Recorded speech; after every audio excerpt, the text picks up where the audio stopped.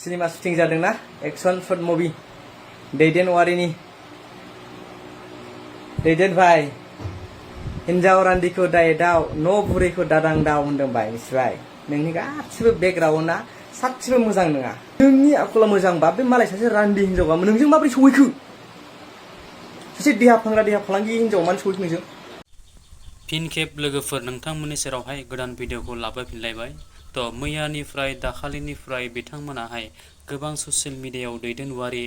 निजोरा वारि लोगोसे निजोरा बर' बिथांमोना ससियेल मिडियायाव गोबां दावराव दावसिखौहाय दिनैसिमबो बिथांमोना जोबनो थाङाखै आरोना लोगोफोर माने गावजों गावनो नांलायनानै गावजों गावनो फिन निमाहा बिलाइनाय बेफोरबायदि जाथाया बिथांमोननियावहाय गले गले जाफ्लेबाय थादों तो बेखौनो लानानै दिनैसिम ससियेल मिडियायाव सुबुंफोराहाय सोंखारिथिनाय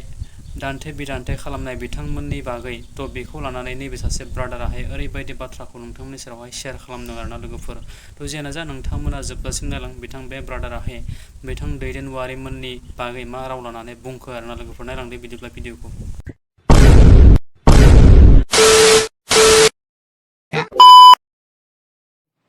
सिनेमा शुटिं जादोंना एक्शन शर्ट मुभि दैदेन वारिनि दैदेन भाई हिन्जाव रान्दिखौ दायदाव न' बुरैखौ दादांदाव होनदोंबाय मिथिबाय नोंनि गासिबो बेकग्राउन्डआ सासेबो मोजां नङा नोङो मोजांब्ला बेजों मानो फिल्म बानायनांगौ एबा मानो शर्ट भिडिअ खालामनांगौ मा थोरैबै मा साननानै नों बेजों लोगो जानाय मा साननाय क्लस जानाय हो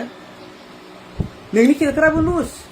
बै निजोरा बुना बिसोरखौ मोजां अफिसाव लाबोनानै मोजां डिसिसन लानानै बिसोरखौ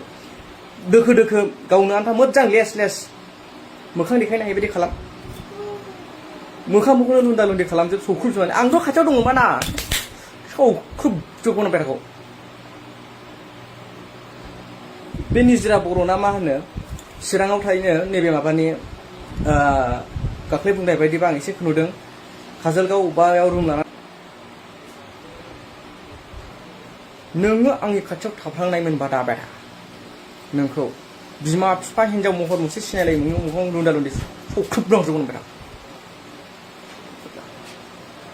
नोंनि आखला मोजांबा बे मालाय सासे रान्दि हिन्जावा नोंजों माबोरै सहैखो सासे देहा फांग्रा देहा फालांगि हिन्जावा मानो सहैखो नोंजों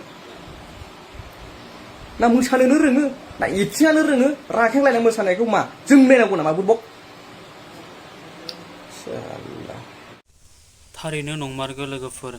बिथांमोननि थाखायनो जोंफोर जा एसे एनै हायो ससियेल मिडियाफोराव ओंखारनाय मोजां सुबुंफोराबो माने नाम मोनबाय बरनाम मोनबाय आरोना लोगोफोर तो बेखौ लानानै दिनै गोबां मानसिफ्राहाय खुद्रिनाय बाथ्राखौहाय फोरमायदों तो गामिनि बिथांमोननि समाजनि बा बिथांमोननि जिहेतु एरियायाव थानाय एबसुखौ खावलायनो थिनदों बिथाङाहाय बिथांमोननि बागै बिथांमोनखौ सलासल खालामनानै सल्भ खालामनानै बिथांमोननि केसखौहाय बेफोरबायदि खालामनो थाखाय थिनदों आरोना लोगोफोर जियानो जा नंगौ बिथां ब्रादारा बेफोरबायदि बाथ्राखौ बुंनाया सैथो मानो होनब्ला दिनैनि दिनावहाय बेफोरबायदि गावजों गाव एना एनि ससियेल मिडियाफ्राव दान्थे बिदान्थे खालामलायबाय थानाया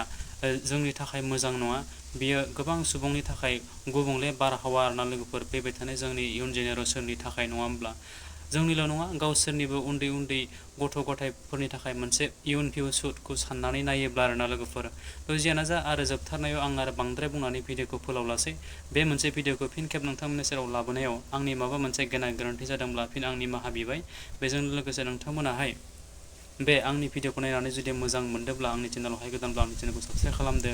लोगोसे लाइक कमेन्ट एन्ड शेयार खालामबावदो आरो जोबथारनायाव बै खनायाव थानाय बेल आइकनखौ नोंथांमोना दाबायना होदो आरोना लोगोफोर जाहाथे बेफोरबायदिनो गोदान भिडिअ होयोब्ला गिबि नोंथांमोननियावहाय नटिफिकेसना सहैनाय बायदि स' थेंक इउ स' माच नेक्स्ट भिडिअ फिन खेबसे लोगो मोनगोन बाय बाय